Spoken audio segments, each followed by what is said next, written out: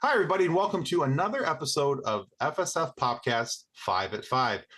I thought to myself, how could I make this a more entertaining episode for you? And I thought, well, if I'm going to do it, let's do it right. Let's bring a Peabody winner and an Emmy Award winner into the show.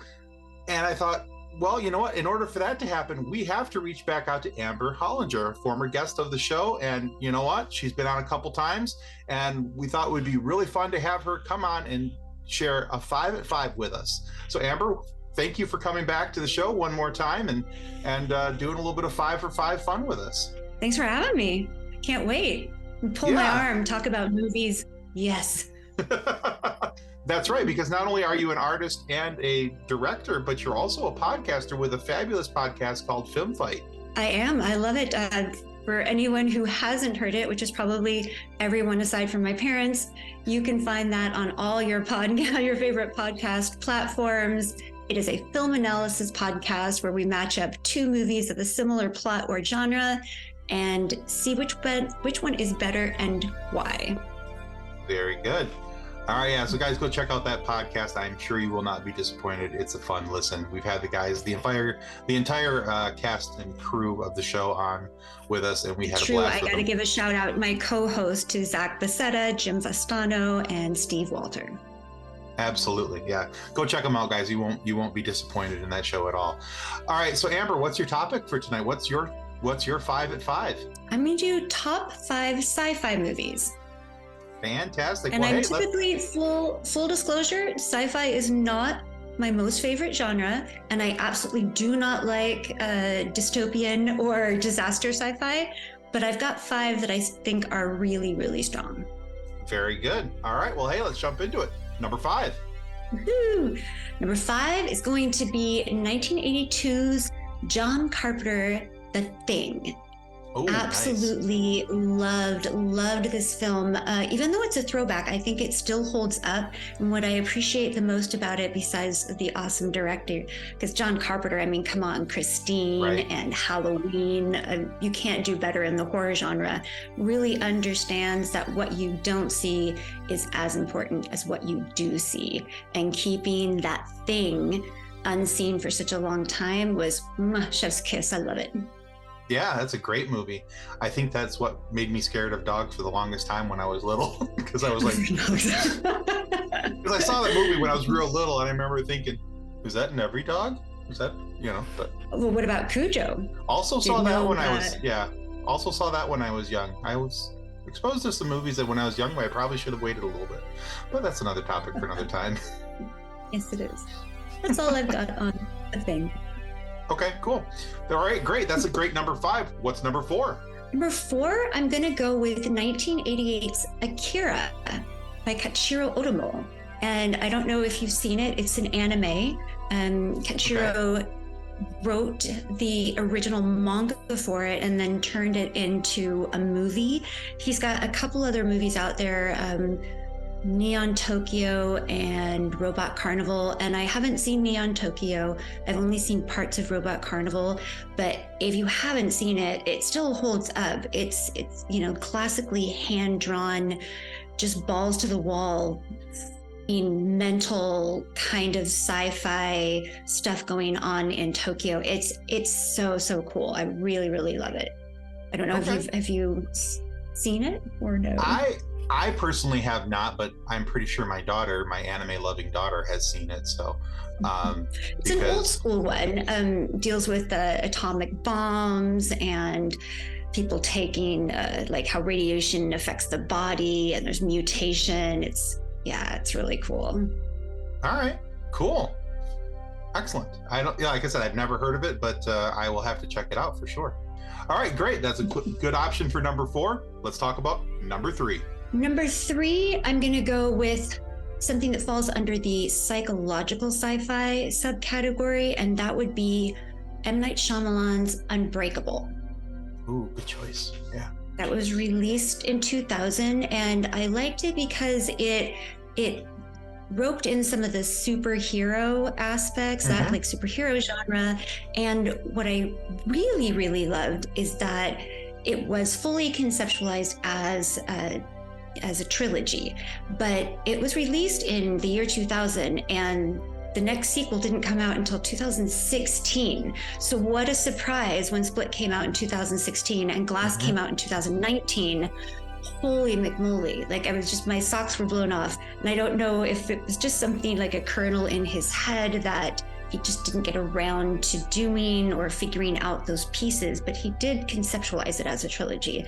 But I thought it was just it was really, really interesting. It went into directions that I could not have guessed that it would go through, but great casting, great directing. I don't know, did you see all of those or some of those? Oh yeah, those are great movies. I pretty much anything that I like most everything that M. Night Shyamalan has done. There's only been, I think the only movie of his that I haven't really liked so far.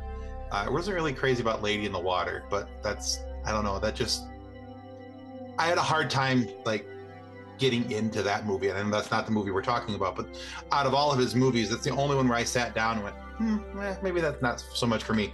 I absolutely love Unbreakable. I love The Village. I think those are two of his best that he's ever done. So Signs, I love Signs. I mean, Signs. Yeah. And I what like. About, did you see Old? I don't know if I have. I didn't see it. It didn't get received super well. And then he has a new one out, I think, Cabin in the Woods. And I haven't seen that, but I haven't heard great things about it yet. But I will watch anything he does because he has such a specific point of view. And I just love directors that have a specific point of view. Whether it comes together for me at the end, there's always going to be something that I think I can sink my teeth into and ruminate on for a while. Even if it's just to go like, oh, it was good up until here, and then how would I fix the ending? It's still a great ride. Yeah. And one of the things I've always liked about his movies is that he's very good at the art of misdirection. And like, especially like, okay, so I know we're not talking necessarily about that movie, but looking at, even with Unbreakable, the way that the story starts going this way, and then you realize that, oh, it's not going this way, it's going this way.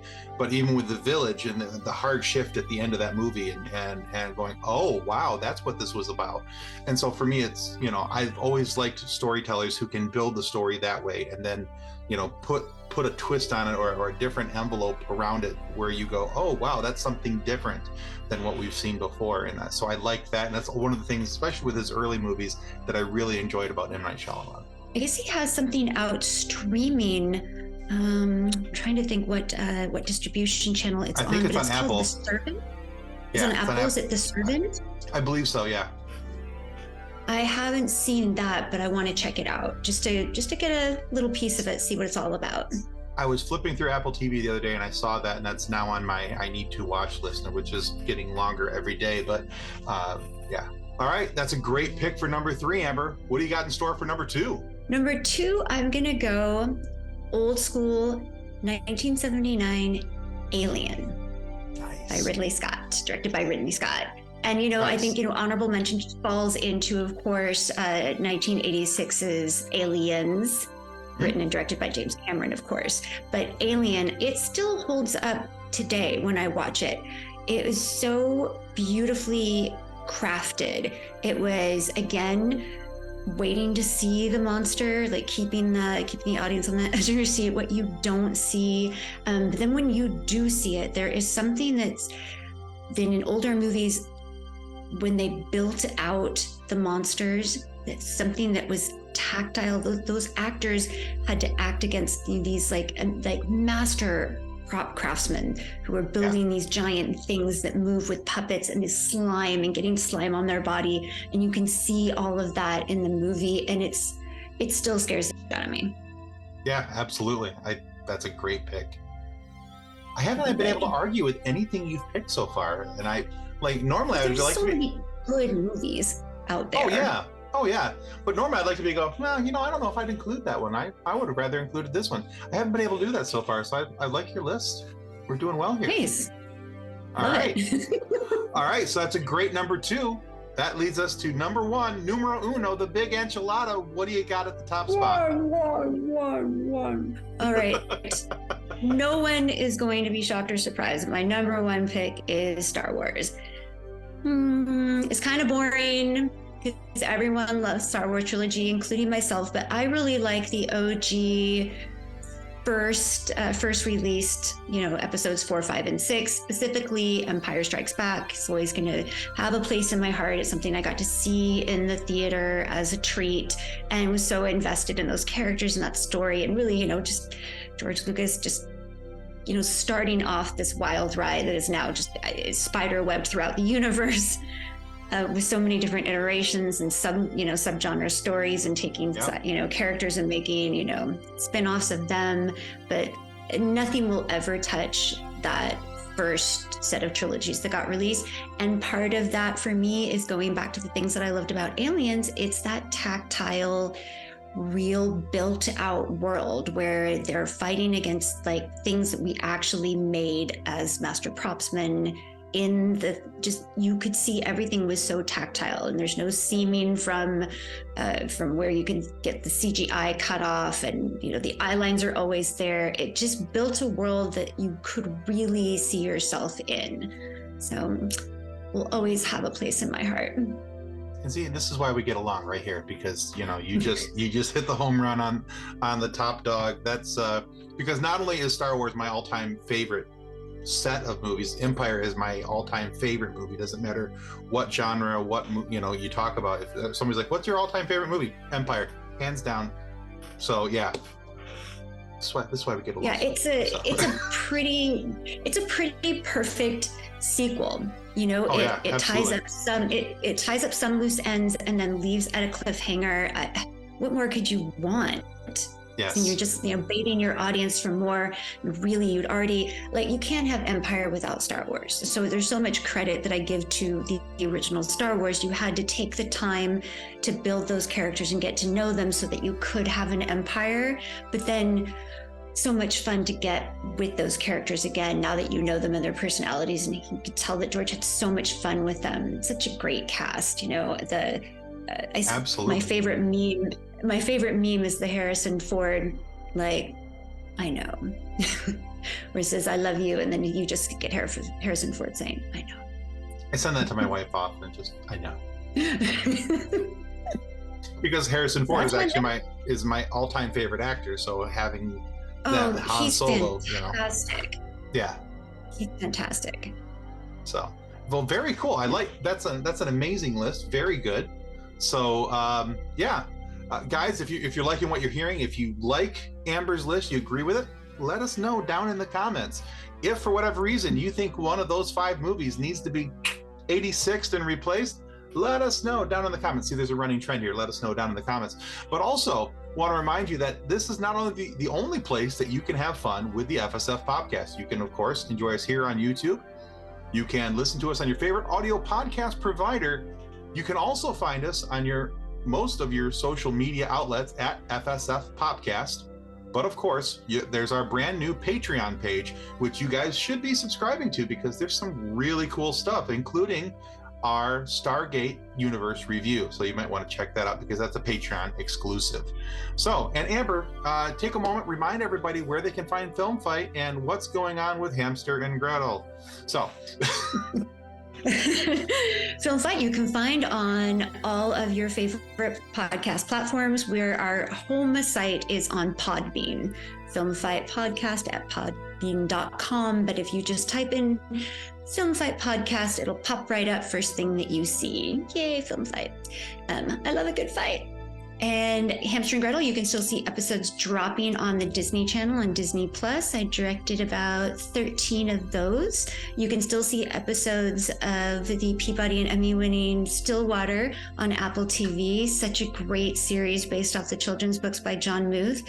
And I'm currently supervising directing on a new Netflix series, a mini-series that will come out in 2024. It's a new iteration of the Barbie franchise, something that not off of the live action. This isn't Greta Gerwig's universe, but it is something totally new for the Barbie world. So we're excited about that, working hard, wrapping up season 1 in a couple months. Very cool. All right, fantastic. All right, guys, remember to go check out... Do you want any of the honorable mentions for the SciFi? Yeah. I forgot. All right. Honorable mentions. Let's have them. You got honorable mentions for Aliens as a sequel, but that really kind of just ties into Alien. But I have to say, under the psychological sci-fi category, Donnie Darko, which isn't really thought of as a sci-fi movie, but I really, think so. really interesting. Super interesting, starring Jake Gyllenhaal and Drew Barrymore. That was released in 2001. And then in the action adventure space, you've got Predator and Terminator. And Terminator falls in the dystopian, which I don't really like, but I'll still watch it, but I can't watch it anymore because it makes me super depressed and sad. It's just super, super sad, but it's still a really, really good movie.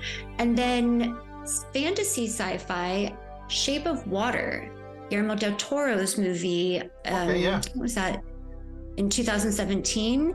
I think that falls into sci-fi genre, fantasy sci-fi, and wow, what a beautiful movie. Yeah, beautiful movie. Excellent. Those are my honorable mentions. Very good. Great honorable mentions. All right, guys, remember to go check out Film Fight Podcast. You won't be disappointed. They've got some great discussions over there. Find out which movies they like better than the others, and they'll tell you why. They trust me, they don't hold back. And then also, if you haven't already, John, our producer, is going to put a little button up right here along the bottom of the screen to remind you to subscribe to the FSF Podcast here on YouTube. Your subscription helps us to continue to grow and to get amazing guests for you each and every Friday so that we can talk to the people in our sci-fi and pop culture worlds and talk all nerdy, no dirty. All right, guys, that's going to do it for us. Goodbye.